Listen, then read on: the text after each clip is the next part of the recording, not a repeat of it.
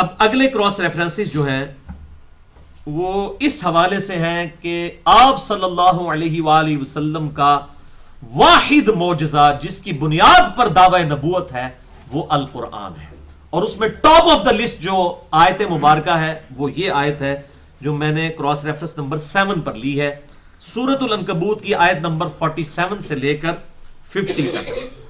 یہ بڑی اہم ترین آیات ہے.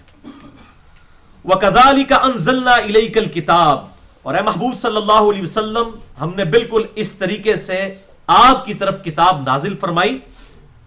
فَالَّذِينَ آتَيْنَاهُمُ الْكِتَابَ، اور وہ لوگ جنہیں کہ کتاب دی گئی تھی، یعنی آپ صلی اللہ علیہ وسلم سے پہلے، یعنی جیوز اور کرسچنز اہل کتاب، یؤمنون بہ، ان میں ایسے لوگ ہیں جو اس کتاب پر ایمان لاتے ہیں. وَمِنْ هَؤُلَاءِ مَن يُؤْمِنُ بِهِ، اور ان اہل مکہ میں بھی ایسے لوگ موجود ہیں جو اس کتاب کے اوپر ایمان لاتے ہیں. وَمَا يَجْحَدُ بِآيَاتِنَا إِلَّا الْكَافِرُونَ، اور ہماری آیات سے تو جھگڑا نہیں کرتے مگر وہی لوگ جو جان بوجھ کر انکار کرنے پر تلے ہوئے ہیں. وَمَا كُنْتَ تَتْلُو مِن قَبْلِهِ مِن کتاب، اور اے محبوب صلی اللہ علیہ وسلم اس قرآن کے نزول سے پہلے آپ کتاب میں سے کوئی عبارت پڑھ نہیں سکتے تھے، یعنی آپ امی تھے، illiterate، ان پڑھ. ہمارا ان پڑھ ہونا عیب ہے، آپ صلی اللہ علیہ وسلم کا ان پڑھ ہونا آپ کی خوبی ہے، اور اس کی ریزن آ جائے گی. ڈاکٹر اقبال کے لیے شاعر ہونا خوبی ہے، آپ صلی اللہ علیہ وسلم کے لیے شاعر ہونا عیب ہے. وما علمناه الشعر وما ينبغي له ان هو الا ذکر وقرآن مبین، ہم نے اپنے محبوب صلی اللہ علیہ وسلم کو شعر کہنا نہیں سکھایا اور نہ یہ ان کی شان کے لائق ہے. وما ينبغي له، نہ ان کی شان کے لائق ہے، بلکہ یہ تو اللہ تعالیٰ کی آیات ہے. ورنہ تو لوگ کہتے ہیں یہ آپ کا کلام ہے، اگر آپ شاعر ہوتے، کیونکہ قرآن حکیم میں بھی ایک صوتی آہنگ تو ڈیوائن میوزک تو موجود ہے. الرحمن علم القرآن خلق الانسان، ساری آیات دیکھیں تو وہ ان کی ٹون ملتی ہوتی ہے. جس طرح کہ آج ہماری ماڈرن ایج میں سمجھ لیں آزاد نظم کا جو سٹائل ہے وہ آپ کو قرآن حکیم میں نظر آتا ہے. تو اگر نعوذ باللہ آپ صلی اللہ علیہ وسلم شاعر ہوتے تو لوگ کہتے ہیں ہاں جی شاعری تو کر ہی رہا تھا یہ بچپن سے، تو اب اس کو زیادہ ملکہ حاصل ہو گیا تو اس نے یہ کتاب بھی بنا لی ہے. تو یہاں پر آیا کہ آپ پڑھ بھی نہیں سکتے تھے کسی کتاب میں سے کوئی چیز. اللہ اکبر. وَلَا تَخُطُّهُ بِيَمِينِكَ، اور نہ آپ اپنے دائیں ہاتھ سے لکھ سکتے تھے. آپ اپنے دائیں ہاتھ سے لکھ بھی نہیں سکتے تھے، نہ لکھنا جانتے تھے نہ پڑھنا جانتے تھے. کیوں؟ اِذًا لَارْتَابَ الْمُبْطِلُونَ، اگر ایسا ہوتا تو شک والوں کو یہ بات شک میں ڈال دیتی کہ یہ کتاب آپ نے خود گھڑ لی ہے، شک میں پڑ جاتے. ابھی تو مطلب یہ معاملات نہیں ہوئے تو اس کے باوجود لوگوں نے اس قرآن کے اوپر مقدمہ کیا ہے. آج جو کفار ہیں وہ یہ کہتے ہیں کہ آج محمد ہوتے ہم ان پہ کاپی رائٹس کا مقدمہ کرتے کہ یہ سب کچھ تورات اور انجیل سے کاپی کر دیا. نعوذ باللہ من ذالک، کیونکہ تورات اور انجیل میں بھی یہ واقعات آتے ہیں جو قرآن میں آتے ہیں. لیکن کیا عجب بات ہے کہ تورات اور انجیل جو کہ ٹیمپرڈ فارم میں، اس میں اس طرح بےہودگی کے ساتھ انبیاء کا ذکر آتا ہے، قرآن حکیم میں تو ویسا نہیں آتا. تو وہ کوئی ایسا سمجھدار شخص تھا کہ جس نے جو ہے وہ چھان بین کر کے، اور ایسا شخص جو لکھنا پڑھنا بھی نہیں جانتا اور اس نے یہ کتاب لکھ دی، معاذ اللہ. تو ایسا نہیں ہے.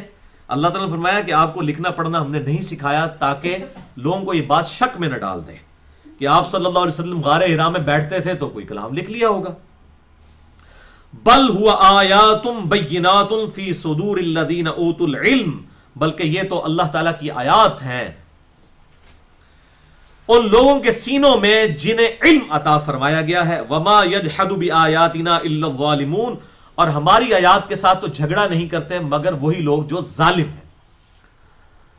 ظالم، ظلم عربی میں کہتے ہیں کسی شے کو اپنے اصلی مقام سے ہٹا کر کسی اور جگہ پر رکھ دینا. شرک کو کیوں ظلم عظیم کہا گیا ہے؟ ان الشرک لظلم عظیم، سورہ لقمان کی آیت نمبر 13 میں.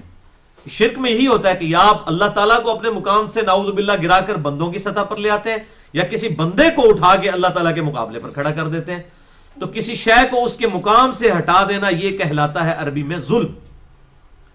تو اللہ تعالیٰ فرماتا ہے یہ ظالم لوگ ہیں جو ہماری آیات کے ساتھ جھگڑا کرتے ہیں، ورنہ حق تو بالکل واضح ہے.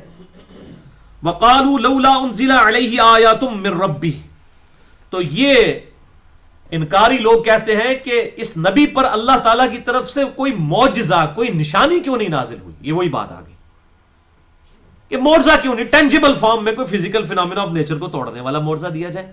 تو اللہ تعالیٰ میں اس نبی کا معجزہ یہ نہیں ہے. قل انما الآیات عند اللہ، اے نبی صلی اللہ علیہ وسلم فرما دیجئے کہ معجزے کا اختیار تو ہے اللہ کے پاس، اس کا فیصلہ ہے کہ کیا معجزہ دے اور کس وقت دے. وَإِنَّمَا أَنَا نَذِيرٌ مُبِينٌ، اور میں تو نہیں ہوں مگر صرف ڈر سنانے والا. یہ ہے میرا منصب اور یہ ہے میری رسپانسبلٹی کہ حق بات تم تک پہنچا دوں. میرے اختیار میں معجزہ نہیں ہے. اولم یکفہم انا انزلنا علیک الکتاب، کیا ان کے لیے یہ معجزہ کافی نہیں ہے کہ بے شک ہم نے ان پر یعنی نبی صلی اللہ علیہ وسلم پر الکتاب نازل فرمائی ہے، القرآن یتلا علیہم، جو کہ ان پر تلاوت کی جاتی ہے. یہ بڑی اہم ترین بات ہے. آپ حیران ہوں گے کہ اس قرآن کے علاوہ کوئی اور کتاب ایسی نہیں ہے جو کسی پیغمبر کے سینے پر نازل ہوئی ہو اور وقتاً فوقتاً. موسیٰ علیہ السلام کو تورات تختیوں میں دی گئی، یکمشت دے دی گئی، آپ کے سینے پر نازل نہیں ہوئی. لیکن یہ مسلسل سمجھ لیں تقریباً 23 سال تک آپ صلی اللہ علیہ وسلم کے مبارک سینے پر قرآن حالات اور واقعات کے مطابق نازل ہوتا رہا. یہ آپ صلی اللہ علیہ وسلم کی خوبی ہے اور اس کا ذکر تورات اور انجیل کے اندر بھی موجود ہے. تورات کے اندر کتاب الاستثناء، جو ڈیوٹرانومی جسے ہم کہتے ہیں جس چیپٹر کو، اس کی باب نمبر 18 کی آیت نمبر 18 ہے کہ اے موسیٰ علیہ السلام، میں تیرے ان امتیوں بنی اسرائیل کے بھائیوں میں سے تیری مانند ایک رسول اٹھاؤں گا اور اس کے منہ میں اپنا کلام ڈالوں گا. اسی طریقے سے گوسپل آف جان جو ہے، یوحنا کی انجیل، اس میں جو چیپٹر نمبر 14 سے لے کر 18 تک آپ صلی اللہ علیہ وسلم کے بارے میں پریڈکشنز موجود ہیں نیو ٹیسٹمنٹ انجیل کے اندر. اس میں بھی یہ الفاظ ہیں کہ عیسیٰ علیہ السلام اپنے حواریوں سے کہتے ہیں، کیونکہ انجیل مجموعہ ہے حضرت عیسیٰ علیہ السلام کی احادیث اور ان پر نازل ہوئی ہوئی جو آیات ہیں ان کا، اور کچھ ٹیمپرڈ فارم میں بھی ہے. تو عیسیٰ علیہ السلام اپنے امتیوں سے کہتے ہیں کہ میرا دنیا سے جانا تمہارے لیے رحمت ہے، جب میں جاؤں گا تو وہ ہستی دنیا میں تشریف لائیں گی جو دنیا میں میرا نام روشن کریں گی، اور وہ اپنی خواہش نفس سے کچھ نہیں کہیں گے، ان کے منہ میں اللہ تعالیٰ کلام ڈالے گا، وہ وہی کہیں گے جو اللہ تعالیٰ ان کو بتائے گا. تو یہ آپ صلی اللہ علیہ وسلم کی خاص خوبی ہے جو کسی اور پیغمبر کو نہیں دی گئی. تو اللہ تعالیٰ ماتا ہے یہ ان کے لیے کافی نہیں کہ آئے دن آیات نازل ہوتی ہیں، اور وہ تو اہل زبان تھے، وہ تو سمجھتے تھے عربی لنگوسٹک کو، اسی لیے جو ان میں جو شعراء تھے وہ قرآن سنتے تھے تو انہوں نے اپنے کلام پھاڑ دیے کہ ایسا کلام کوئی انسان نہیں لکھ سکتا. جیسا کہ آپ کو پتا ہے کہ جادوگروں نے جب نظر بندی کی اور رسیاں سانپ نظر آئیں، اور موسیٰ علیہ السلام کے اژدہا ان تمام رسیوں کو جو سانپ نظر آ رہی تھی ایکچوئل نہیں تھی کھا گیا، تو سب سے پہلے جادوگر سجدے میں گر پڑے. کیوں؟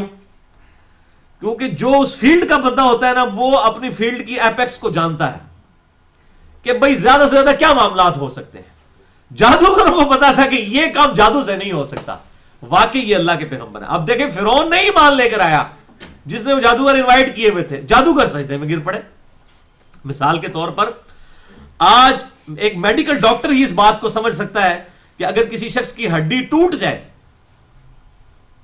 پنڈلی کی ہڈی یوں ٹوٹ جائے، اور کوئی شخص دنیا میں یوں ہاتھ پھیرے اور وہ ہڈی دوبارہ اپنی جگہ پر آ جائے، یہ امپاسبل ہے. میڈیکلی یہ امپاسبل ہے، کیونکہ اس کو جڑنے کے لیے کچھ ٹائم چاہیے، اس کا بانڈ بننے کے لیے وہ پلسٹر کرنا پڑے گا 6-7 ہفتوں کے لیے. اور اگر ایسا معجزہ ہو جائے تو سوائے اس کے کوئی چارہ نہیں کہ یہ اللہ تعالیٰ کی طرف سے کسی کو خاص صلاحیت دی گئی ہے اور وہ پیغمبر ہی ہو سکتا ہے. وہ صحیح بخاری اٹھا کے دیکھ لیں، ایک صحابی کی اسی طریقے سے ٹانگ ٹوٹ گئی تھی تو آپ صلی اللہ علیہ وسلم نے اپنا مبارک ہاتھ اس پر پھیرا. انشاءاللہ میں اگلی دفعہ وہ حدیث بھی بتاؤں گا، آپ کے ٹینجیبل معجزات بھی بتاؤں گا. یہ نہیں ہے کہ بھی قرآن ہی معجزہ تو آپ کو کوئی اور معجزہ دیا نہیں گیا. کچھ مثالیں میں اگلی دفعہ بتاؤں گا، ان میں یہ مثال بھی ہوگی کہ آپ صلی اللہ علیہ وسلم نے اپنا مبارک ہاتھ پھیرا تو وہ کہتے ہیں کہ اس طرح ہوگی ٹانگ جیسا کہ ٹوٹنے سے پہلے تھی. فوراً ٹھیک ہو جانا یہ امپاسبل ہے. تو اسی طریقے سے ہر ایکسپرٹ اپنی فیلڈ کے ایپیکس اور چوٹی کو جانتا ہے. اسی طریقے سے جادوگر بھی جانتے تھے کہ موسیٰ علیہ السلام نے جو کچھ کر دکھایا یہ جادو نہیں ہو سکتا، اس لیے سب سے پہلے وہ سجدے میں گر پڑے اور انہوں نے کہا کہ ہم موسیٰ علیہ السلام کے رب کے اوپر ایمان لاتے ہیں. اور دیکھیں وہ اسی وقت ان کو ایمان ایسا نصیب ہو گیا جو بڑے سے بڑے مومن کو نصیب نہیں ہوتا. تو اسی وقت فرعون نے کہا کہ تو ہماری اجازت کے بغیر ہی ایمان تم لوگ ہماری اجازت کے بغیر ایمان لے آئے ہو، میں تمہیں عذاب دوں گا. انہوں نے کہا تو عذاب دے گا تو دنیا کی زندگی میں دے سکتا ہے نا، آخرت تو ہمارے رب کے ہاں ہمارے لیے ہے. اور ساتھ ہی انہوں نے دعا کی کہ اللہ ہمیں صبر عطا فرما جو ہمیں یہ تکلیفیں دے گا ان تکلیف پر. یعنی ایک منٹ میں ان کا آپ سمجھے کہ ایمان کا لیول جو ہے وہ کس ایپیکس کے اوپر چلا گیا، جو انہوں نے وہ کچھ دیکھ لیا. اسی لیے صحابہ کرام علیہم رضوان کا ایمان بہت اعلیٰ درجے کا ایمان تھا. انہوں نے آپ صلی اللہ علیہ وسلم کو لائیو دیکھا ہوا تھا، ان کو کبھی ایک لمحے کے لیے بھی شک نہیں ہوا آپ صلی اللہ علیہ وسلم کی نبوت میں. اسی لیے وہ اتنے پیشن کے ساتھ اٹھے ہیں کہ چند لوگ ہی، ہزاروں میں تعداد تھی ان لوگوں کی، اور دنیا کی دونوں بڑی سپر پاورز جو ہیں وہ الٹ کے رکھ دی 8-10 سال کے اندر. کسی نے سوچا بھی نہیں تھا. رومن امپائر جس کی حکومت 3 بر اعظموں میں پھیلی ہوئی تھی وہ بھی گھٹنے ٹیک گئی سیدنا عمر کے دور میں. پرشین امپائر تو مکمل ہی مسلمانوں کے پاس آ گئی. تو یہ اللہ تعالیٰ کی طرف سے خاص تائید تھی آپ صلی اللہ علیہ وسلم اور آپ صلی اللہ علیہ وسلم کے صحابہ کرام اور اہل بیت علیہم رضوان علیہم السلام کے ساتھ. تو اللہ تعالیٰ فرماتا ہے کہ ان کے لیے کافی نہیں کہ ان پر آیات تلاوت کی جاتی ہیں. ان فی ذالک لرحمۃ وذکریٰ لقوم یؤمنون، بے شک یہ ہے اللہ تعالیٰ کی طرف سے رحمت یعنی قرآن، و ذکرہ اور نصیحت اس قوم کے لیے جو واقعی بات ماننا چاہے، جو ایمان لانا چاہے. یعنی جو بات ماننا چاہے اس کے لیے ہدایت ہے، باقیوں کے لیے کوئی ہدایت نہیں ہے. لیکن یہاں پر میں بتا دوں کہ قرآن حکیم کی اہمیت کے اعتبار سے ہم نے ایک پوری پلے لسٹ بنائی ہوئی ہے اپنے آل لیکچرز والے پورشن کے اندر. پہلی پلے لسٹ جو ہے وہ اسی کے اوپر ہے. قرآن حکیم کی اہمیت اور اس کی دعوت سے ریلیٹڈ جو لیکچرز ہیں ان میں 3 لیکچرز بڑے اہم ہیں، میں یہاں پر بتا دیتا ہوں. پہلا لیکچر مسئلہ نمبر 1 ہے امام الانبیاء کی دعوت قرآن صلی اللہ علیہ وآلہ وسلم، اور اسی پہ میرا ریسرچ پیپر بھی ہے، ریسرچ پیپر نمبر 4 امام الانبیاء کی دعوت قرآن، جو 2 گھنٹوں میں نے اس لیکچر میں پڑھایا ہے. دوسرا لیکچر ہے مسئلہ نمبر 85 قرآن اور قتال نبی صلی اللہ علیہ وسلم کی 2 خصوصیات. یہ بڑا اہم لیکچر ہے کہ آپ صلی اللہ علیہ وسلم کا معجزہ بھی اگلے انبیاء سے مختلف ہے، یعنی قرآن ہے.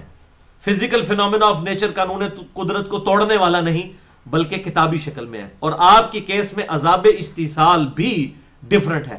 اگلی قوموں پر عذاب اللہ تعالیٰ کی طرف سے آسمان سے پتھروں کی شکل میں اور اسی طریقے سے کڑک کی شکل میں اور سمندر میں ڈبوئے جانے کی شکل میں آتا تھا، لیکن ہمارے محبوب صلی اللہ علیہ وسلم کا انکار کرنے والوں پر عذاب قتال کی شکل میں آیا. اور غزوہ بدر میں پہلی قسط کافروں کو ملی عذاب کی، اور سورہ التوبہ میں موجود ہے اے مسلمانوں اللہ تعالیٰ تمہارے ہاتھوں سے انہیں عذاب دلوائے گا، عذاب استیصال. تو آپ صلی اللہ علیہ وسلم کا معجزہ بھی ڈیفرنٹ اور آپ کے کیس میں اللہ تعالیٰ کی طرف سے آیا ہوا عذاب بھی ڈیفرنٹ. اور تیسرا لیکچر مسئلہ نمبر 115 قرآن کی حفاظت کا معجزہ اور سنی اور شیعہ کے اختلاف کی حقیقت. یعنی یہ جو مشہور کیا جاتا ہے کہ شیعہ کوئی اور قرآن مانتے ہیں، سنی کوئی اور قرآن مانتے ہیں، بالکل جھوٹ ہے. اس کے حوالے سے میں نے اس کے اوپر ڈسکشن کی ہے. البتہ یہاں اگلے کراس ریفرنسز کو ڈسکس کرنے سے پہلے ایک بڑی اہم حدیث ہے، میں چاہ رہا ہوں کہ یہاں پر ضرور بیان کر دوں. میری انہی ساری باتوں کو سپورٹیو صحیح بخاری اور صحیح مسلم کی حدیث، اگرچہ آیات ہی کافی ہیں لیکن یہ حدیث بالکل واضح کر دے گی اس بات کو. صحیح بخاری اور صحیح مسلم کی متفق علیہ حدیث ہے. بخاری میں انٹرنیشنل نمبر کے مطابق 4981، مسلم میں 385 اور مشکات المصابیح میں بھی موجود ہے انٹرنیشنل نمبر کے مطابق 5746 کہ آپ صلی اللہ علیہ وسلم نے فرمایا اللہ تعالیٰ نے ہر نبی کو کوئی نہ کوئی معجزہ دیا تھا اور اس معجزے کے سبب لوگ اس نبی پر ایمان لاتے تھے. اللہ نے مجھے وحی کا معجزہ دیا ہے، یعنی ان نبیوں کے معجزات سے بھی بڑھ کر معجزہ. میں اللہ سے امید کرتا ہوں کہ سب سے زیادہ متبعین قیامت والے دن میری امت سے ہوں گے. کیوں؟ میرا معجزہ سب سے بڑا ہے. اور بخاری اور مسلم کی متفق علیہ حدیث ہے. بخاری میں 3348، مسلم میں 529 اور مشکات میں بھی ہے 5541 کہ آپ صلی اللہ علیہ وسلم نے فرمایا جنتیوں کا نصف 50% جنتی میری امت سے ہوں گے. کیوں؟ قرآن کے معجزے کی وجہ سے. بلکہ جامع ترمذی میں صحیح سند کے ساتھ یہ حدیث موجود ہے انٹرنیشنل نمبر کے مطابق 2546 اور مشکات میں بھی موجود ہے 5644 کہ آپ صلی اللہ علیہ وآلہ وسلم نے ارشاد فرمایا جنتیوں کی 120 میں سے 80 صفیں میری امت سے ہوں گی قرآن کے معجزے کی وجہ سے. 120 میں سے 80 صفحے آپ صلی اللہ علیہ وسلم کی امت سے ہوں گی. اور یہ آج جس طریقے سے یہ حقیقت کھل کر سامنے آئی ہے پہلے نہیں آئی تھی. 2007 کے اندر کلنٹن امریکن پریزیڈنٹ 2 دفعہ رہ چکے ہیں, وہ پاکستان آئے اور انہوں نے جیو کو انٹرویو دیتے ہوئے یہ بات کہی, اور میں نے یہ خود سنی, یہ ویڈیو ریکارڈنگ بھی آپ کو یوٹیوب پہ مل جائے گی, کہ اسلام از دا فاسٹسٹ گروئنگ ریلیجن ان امریکہ. امریکہ میں سب سے تیزی سے پھیلنے والا دین اسلام ہے, یورپ میں بھی, امریکہ میں بھی, پوری دنیا کے اندر. اور جتنا ان 100 سالوں میں اسلام پھیلا ہے پہلے کبھی نہیں اس طریقے سے پھیلا. حالانکہ ان 100 سالوں میں مسلمانوں نے تقریباً ساری جنگیں ہی ہاری ہیں. اگر جنگیں جیتنے سے یہ اسلام پھیلتا ہوتا, جس طرح لوگ کہتے ہیں کہ جی وہ تلوار کے زور پر اسلام پھیلا ہے, تو ان 100 سالوں میں کیوں پھیلا ہے؟ اور ان 100 سالوں میں ہمارے محبوب صلی اللہ علیہ وسلم کے خلاف 60,000 کتابیں لکھی گئی ہیں. کسی اور شخصیت کے خلاف اتنی کتابیں نہیں لکھی گئی. 60,000 کتابیں 100 سالوں میں روزانہ کی 2.5 کتابیں بنتی ہیں. اب وہ ہم 60,000 کتابوں کا جواب دینے کی ضرورت نہیں ہے نا, چند موٹی موٹی باتوں کا جواب دے دیا جاتا ہے مسلمانوں کی طرف سے, وہ کافی ہے. وطنے اتنے ویلے تو نہیں بیٹھے کہ ہر گال دے جواب دیتا جائے, کسی کے بے ایمان اور ایماندار ہونے کے لیے کافی ہے. تو میں نے بھی جو میرے اوپر بھی اعتراضات کیے تھے, میں نے 10 بڑے بڑے جھوٹے الزامات کے جوابات ریکارڈ کروا دیے. مسئلہ نمبر 124 ABCD. ہر بات کا جواب دینا ضروری نہیں ہوتا, ہر بات کا جواب قرآن نے بھی نہیں دیا اور نہ آپ صلی اللہ علیہ وسلم نے دیا. بس موٹا موٹا ایک مقدمہ کلیئر ہو جائے تو پتہ چل جاتا ہے یہ بے ایمان ہے اور یہ ایماندار ہے. تو آپ صلی اللہ علیہ وسلم کے خلاف اتنا پروپیگنڈا کیا گیا, اور خصوصاً یہ 11 ستمبر 2001 کے ٹوئنز ٹاور کے اٹیک کے بعد تو اسلام اور تیزی کے ساتھ پھیلا ہے. انہوں نے اسلام کو ملائن کیا, اسلام کو بدنام کیا, لیکن وہ ظاہر ہے کہ وہ ان پڑھ تو نہیں ہے لوگ, گورے تو ہر بات کو لاجک کے اوپر دیکھتے ہیں. انہوں نے اسلام کو اسٹڈی کیا اور انہوں نے اسلام کو قبول کیا کہ الحمدللہ یہ حق پر مبنی دین ہے الحمدللہ. باقی مسلمانوں کے کرتوت تو معذرت کے ساتھ اس قابل ہی نہیں ہے. خصوصاً آپ میڈیا دیکھیں تو کوئی بندہ مسلمان ہونے کا سوچ بھی نہیں سکتا جو جس قسم کی حرکتیں مسلمانوں کی ہیں ہر لیول پہ, دہشت گردی سے لے کر پرسنل کریکٹر تک. یہ قرآن کی طاقت ہے جس نے لوگوں کو اسلام کی طرف مائل کیا ہے. اور ڈاکٹر اقبال کا وہ جملہ بڑا زبردست ہے کہ میں نے تاریخ سے یہ سبق سیکھا ہے کہ کبھی مسلمانوں نے اسلام کی حفاظت نہیں کی, یہ قرآن اور اسلام تھا جس نے مسلمانوں کی حفاظت کی. دیکھیں نا, تاتاریوں کے سامنے تو سلطنت عباسیہ فیل ہو گئی تھی, انہوں نے تل پٹ کر کے رکھ دیا تھا اور بغداد کو تباہ و برباد کر دیا تھا, اور انہی تاتاریوں نے بعد میں اسلام قبول کر لیا. کعبے کو مل گئے پاسما صنم خانے سے. تو آج بھی یہ یورپین کو تو ہم فتح کر سکتے ہی نہیں, یہ بھول جائیں آپ, سوائے اس کے یہ میرا اجتہاد ہے. میں نے امام محمد مہدی علیہ السلام والے لیکچر میں بتایا مسئلہ نمبر 127B میں کہ میرا اجتہاد ہے کہ ہم ان کو فتح نہیں کر سکیں گے جس طرح تاتاریوں نے اسلام قبول کر لیا تھا. یہی گورے ہی اب اسلام قبول کریں گے, اور ان کی سوشل ایتھکس ہم سے بہت بہتر ہے. بس ان کو تو ایک دیے سلائی دکھانے کی دیر ہے. عملاً تو وہ مسلمان ہے, عقیدے میں مسلمان نہیں لیکن عملاً مسلمان ہے. انما الاعمال بالنیات, یہ آپ کو صحیح بخاری میں حدیث ملے گی. پریکٹیکل چیز دیکھنی ہے تو وہاں جا کے دیکھیں آپ کتنی نیک نیتی کے ساتھ وہ لوگ اپنے ملک کے ساتھ نیک نیت, اپنی پبلک کے ساتھ نیک نیت. الطہور شطر الایمان, صحیح مسلم میں 534 نمبر حدیث کہ صفائی نصف ایمان ہے. یہ آپ کو صحیح مسلم میں ملے گی یا پھر آپ کو انگلینڈ میں اور امریکہ میں نظر آئے گی, کہ وہاں پریکٹیکلی نظر آئے گا کہ صفائی کا کتنا اہتمام ہے. تو ہم معذرت کے ساتھ عقیدے میں مسلمان ہیں لیکن اکثریت پریکٹیکلی جو ہے اس کے اعمال جو ہیں وہ کافروں والے ہیں, قرآن کی روح سے جو کافر ہیں. میں ان کافروں کی بات نہیں کر رہا, قرآن کی روح سے. وَلِعَاذُ بِاللَّهِ تَعَالَى. تو اللہ تبارک و تعالیٰ نے اس قرآن کو ذریعہ بنایا ہے مسلمانوں کی حفاظت کا, اور جتنی تیزی کے ساتھ دین پھیل رہا ہے یہ قرآن حکیم کی برکت ہے. تو یہ آپ صلی اللہ علیہ وسلم کا واحد معجزہ ہے. اور اس حوالے سے ایک بڑی اہم آیت ہے جو یہ آپ کے کراس ریفرنس میں تو موجود نہیں ہے لیکن مجھے ضمناً یاد آ گئی. سورہ سبا کی آیت نمبر 50 ہے. اعوذ باللہ من الشیطان الرجیم, بسم اللہ الرحمن الرحیم. قل ان ضللت, اے محبوب صلی اللہ علیہ وسلم تم فرماؤ کہ بالفرض اگر میں گمراہ ہوں, فانما اضل علی نفسی, تو میری گمراہی کا وبال مجھی پر ہوگا.